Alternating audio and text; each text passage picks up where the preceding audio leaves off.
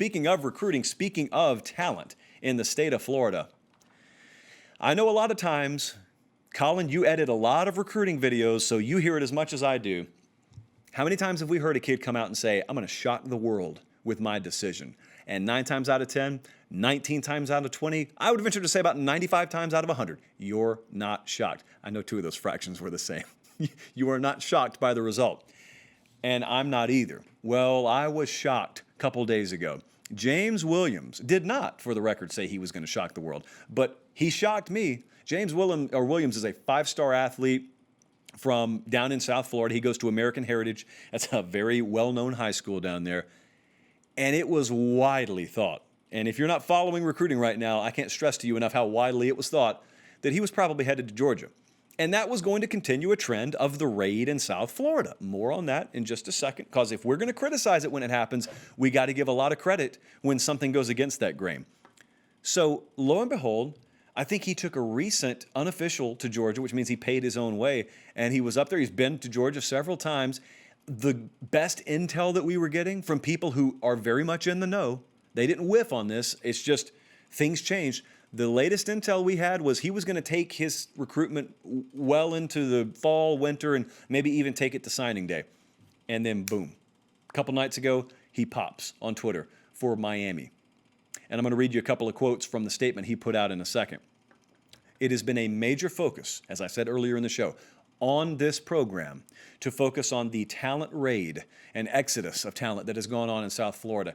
This is a major win, a huge win for Miami. Is it a trend or is it an isolated incident? That's the question moving forward. But for now, really, really good news for them. And I wanted to read you a couple of quotes. Andrew Ivins, the guys over at the Miami 24/7 site, did a phenomenal job, obviously, covering this. But part of the statement that James Williams put out, think about the trends, think about the underlying themes we've been talking about here as you listen to some of these quotes. Quote, I will not be leaving the Sunshine State of Florida. I'm shutting down my recruitment. I'll be signing to the University of Miami. You notice he said Sunshine State. I was talking to Bud Elliott earlier today. Could be a coincidence, could be more than that. Bud has done the Sunshine State scorecard for a little while. That's the name of the product, and he updates it regularly, and it's just a look at the elite 4- and 5-star talent in the state of Florida. Where are they going? And we've seen that trending the wrong direction for the big 3 in Florida lately, where more and more kids, now over 50%, I think the number was at most recently, of former 4- and 5-star guys from the state of Florida leaving the state of Florida. And that Sunshine State tracker. Well, James Williams didn't say, I'm not leaving home. He said, I'm not leaving the Sunshine State. Could be coincidence, could not. But here's what I really wanted you to focus on. Another quote, it's all about family with me. Another quote, nothing's changed. Since the first day that Manny Diaz and his staff at Miami, they offered me, nothing has changed. They've been preaching to me brotherhood, playing for the city, and family. Those are the 3 themes. As we've said, you don't have to even have an equal product to Ohio State or Alabama or Clemson or all these programs that come down there and take your talent. Just give guys reason enough. They want to stay home. James Williams wanted to stay home. According to him, Manny Diaz has given him enough reason to stay there. Now, this is a physical specimen. When you talk about the player they're getting, he's a physical specimen. He's listed as a safety. He's 6'5", 220. So I think it's very fair to list him as an athlete, and then we'll just figure out the rest later. The question, I was reading our Barton Simmons player profile evaluation on him. The one thing that stands out, and this kind of coincides with some intel that I've gotten from guys that cover Florida routinely, cover the state of Florida routinely, over the past 24 hours doing some digging on James Williams.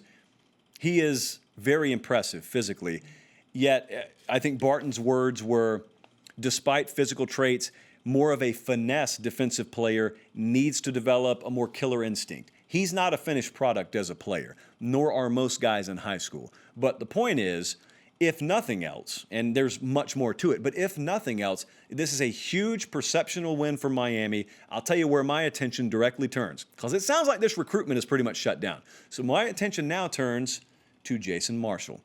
You guys down in South Florida know the name well. You guys in Tuscaloosa know the name well because you think you're right in it for him too. That's another 5-star defensive back from Miami. Where's he going? Recently, there's been a lot of smoke about him leaving the state. Where is he going? Because recruitments like that will determine whether this is just an isolated win. It's a win, but it's isolated, and it's just kind of a firecracker. Once it fizzles out, it's gone. Or is it the beginning of a wave starting to build? Or a wall starting to be built around your talent down in South Florida, and you're keeping a majority of it home? And I'll tell you another thing. It really sounds like I'm being negative towards Florida tonight. I'm not being negative towards Florida. But I got to tell you what I was told by a person very close to this situation down there. And they volunteered this information. I didn't ask about it. They said, this is big for Miami, but think about it from Florida's standpoint. Florida fans have been aggravated at other programs coming in and taking talent from the state like we were just talking about a few minutes ago. And we've been asking on this show, which of the big three are going to be the ones to at least somewhat shut off that exodus and that pipeline of talent leaving? And Florida folks reasonably, I'm right along with you, reasonably thought, well, since we're the program that is the most legitimate right now in terms of the product we're putting on the field, it's going to be us. What if it's not Florida? What if, despite the fact that Florida's playing at a top 10 level right now, it's Miami, barely 500 or below 500 last year, wherever they were, struggling to make a bowl game? What if it's Miami, that despite the poor product on the field and only a second-year staff down there, what if they're the ones that end up capitalizing? How do you reason that if you're a Florida fan? This is not me speaking, although I agree with it. This was the sentiment being expressed to me by someone I was talking to yesterday and today, very close to that situation. So hats off to Manny Diaz and the guys down there for getting that done. They were very, very excited on Twitter.